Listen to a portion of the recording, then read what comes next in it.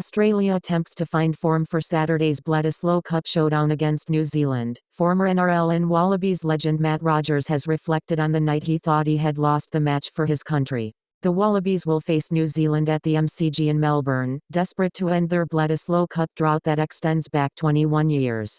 Rogers was part of the last Australian side to win the coveted cup back in 2002 when he was at the height of his powers. But a dropped ball with a few minutes left on the clock when Australia was narrowly trailing both upset and motivated him greatly. With about 10 minutes to go, they were up by 6 points and I'd just dropped the ball, Rogers told Stan Sport. And I literally thought to myself, I've just lost the Bledisloe Cup. I just remember having this distinct thought in my head that I will do anything to win this game. I scored right next to the post. I thought, oh, Matt Berkey, he'll knock this over and we'll win the Bledisloe, straight as a die, but oh, no. Burke made up for that stunning miss that evening, slotting the match-winning penalty to make it 16-14 for the Eddie Jones-coached Wallabies instead. For me, it was what dreams are made of, Rogers said. It would prove to be the last time an Aussie sipped from the hallowed cup, however. Roll forward 21 years and New Zealand has dominated the Trans-Tasman matchups every time since. The Kiwis see the Bledisloe Cup as second only to the Rugby World Cup in importance. No one wants to be in a Kiwi side that hands it over to the Aussies. Mills Muliana played for the All Blacks that night and in that series pointed out how deeply that sentiment runs through Kiwi players.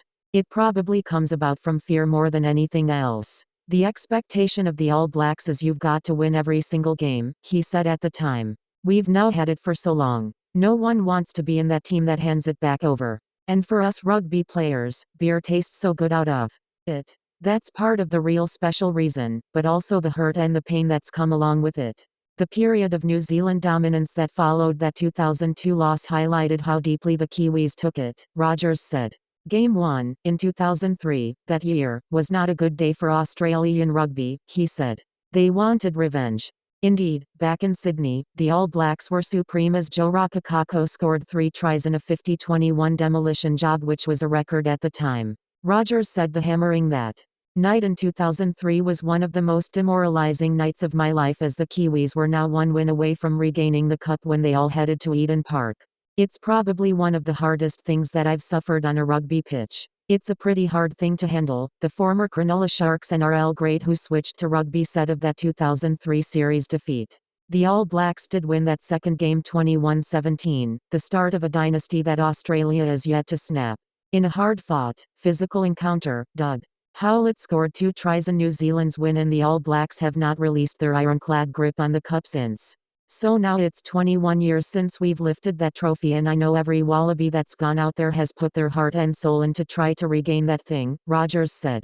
In an intriguing footnote that probably won't be replicated, and the Wallabies certainly hope not anyway, the Kiwis prepared for that stunning 50-21 triumph in 2003 with a bizarre and tense pre-game ritual. All Black star Justin Marshall, who will call tonight's game for South Africa's SuperSport TV channel, recalled how everyone in the team, players and officials were made extremely tense in the moments leading into the game.